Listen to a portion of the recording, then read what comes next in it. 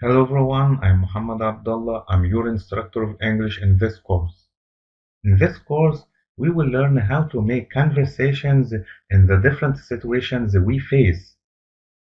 Not only that, but also we will learn how to pronounce like the native speakers. So, let's begin.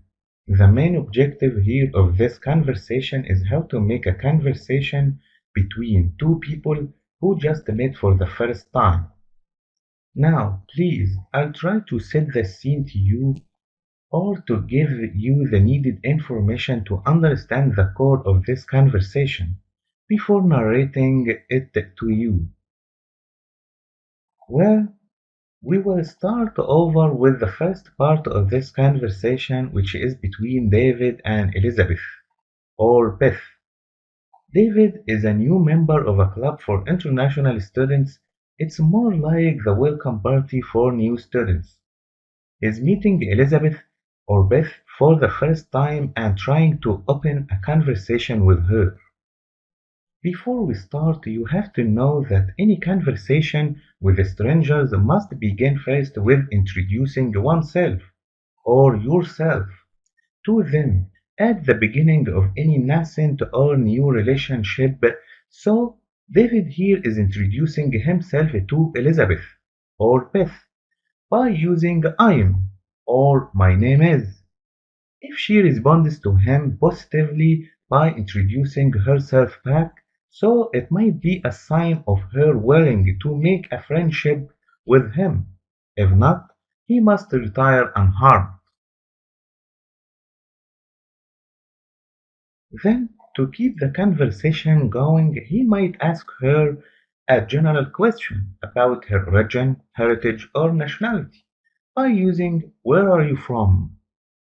This question is used to ask about any place she belongs to it or considers it home, especially when you assume it's someplace other than where you are right now.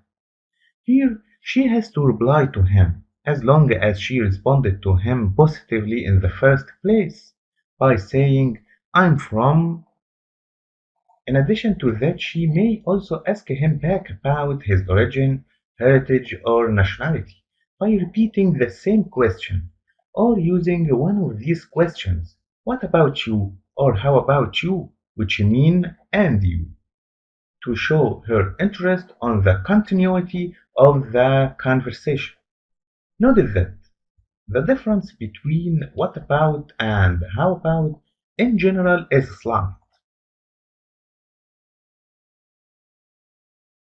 Finally, to strengthen your new relationship, you should pay each other a compliment, which is a polite expression of respect, praise, or admiration, on or about something you thought deserved respect, praise, or admiration. In other words, you can say something nice to each other by choosing something you have noticed during the conversation you deemed worthy of respect, praise, or admiration to maintain your new relationship.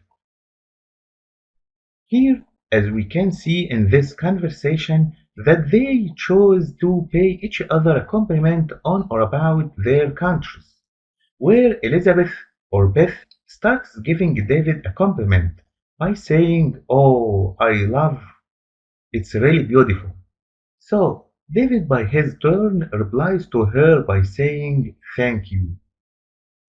Notice that also.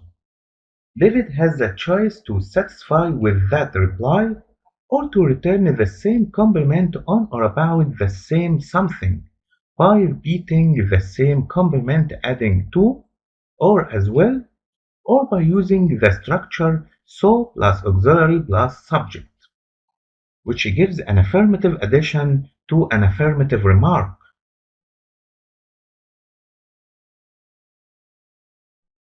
Now we ought to practice the first part of this conversation as soon as possible to affirm what we've learned so far.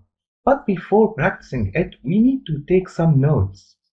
The first note is that hello is an exclamation used as a greeting or to begin a telephone conversation. But as for hi, It is an exclamation used as a friendly greeting or to attract attention of someone or something. The second note is that my name is or my name's equals I am or I'm. So you can introduce yourself by saying my name's Elizabeth Silva, and also you can introduce yourself by saying I'm Elizabeth Silva. Both are okay. There is no difference between them. Notice that after introducing yourself, it's preferable to say why you are here, the reason for your existence in this place. The third note is that when the letter T comes at the end of a word, followed by a word begins with a consonant sound, or at the end of a sentence, followed by a period or a full stop, the T sound stops, which means we can pronounce it like that. But you, by cutting off the airflow in our throats to stop the sound, to signify the letter T. We don't actually need to bring our tongue into position for the T. We just stop the air here in our throats. But you. The fourth note is that the nickname is way different than the last name. The nickname is a short informal name added to or substituted for the proper name of a person, place, etc., as in affection or ridicule. And you have to know that if a person gives his nickname voluntarily to another person, it means that the person tries to make the other person feel welcome, especially when he or she is attracted to him or her but does not want to seem too eager. But the last name, which is also the surname or the family name, and sometimes it can be considered the father's name, the second name, and the middle name. But keep in your minds that they are unlike us in introducing themselves. They only use two names to introduce themselves, either their first name plus last name or their first name plus father's name, if they don't have a hereditary fixed name that you share with your family members. The fifth note is that the word OK is an informal exclamation used to denote approval, acceptance, agreement, assent, or acknowledgement. OK has frequently turned up as a loan word, which means a word adopted from a foreign language with little or no modification in many other languages and has been described as the world's most widely understood word. The sixth note is that the question "Where are you from?" implies that you wanted to know what city, state, country, or continent they consider home, especially when you assume it's some place other than where you are right now. It's considered the preferred option when meeting someone new. The seventh note is that the questions "What about you?" or "How about you?" are used when a person is asked a question and wants to repeat the same question to the asker without repeating it literally. They are basically a way of asking someone to comment on the last point in the conversation. They are considered a short way of saying "and you? How do you feel about that?" or sometimes "and you? What did you do?" The eighth note is that when you'd like to say something nice about someone or to someone, this is called paying a compliment. No one can deny that it feels good to receive a compliment. Compliments bring positive feelings that come because someone has noticed something about you they deemed worthy of respect, praise, or admiration. As I said before, compliments are important components of sociability and are also useful devices for beginning conversations.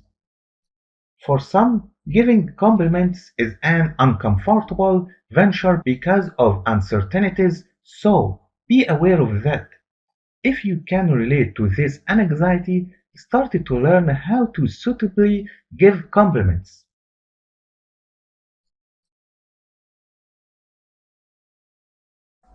Eventually, we shall practice the first part of the conversation.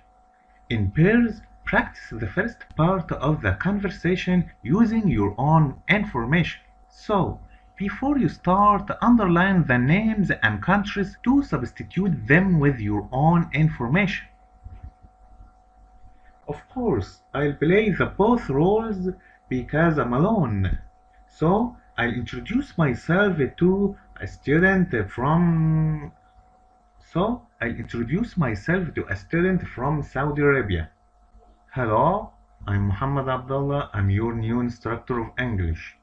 Hi, my name is Joseph Ali, but please call me Joe. Okay, where are you from, Joe? Saudi Arabia. How about you? I'm from Egypt. Oh, I love Egypt a lot. It's very beautiful. Thanks. So is Saudi Arabia.